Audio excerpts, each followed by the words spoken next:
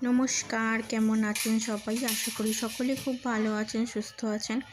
আজ আমি চলে এসেছি আপনাদের কাছে আপনাদের সকলের প্রিয় ব্রতকে নিয়ে। আমি ওকে কিভাবে খাবার দিই আর কিভাবে ও খায় সেই ভিডিওই একটা করলাম।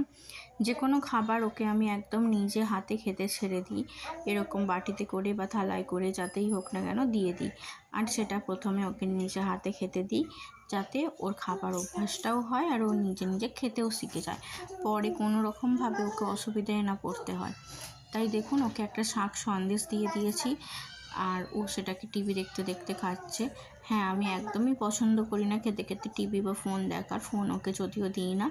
তো টিভিটা দেখছে, চালানো ছিল তাই। তো যেহেতু চালানো রয়েছে, চোখ কিন্তু টিভি থেকে আর সরানো যাবে না।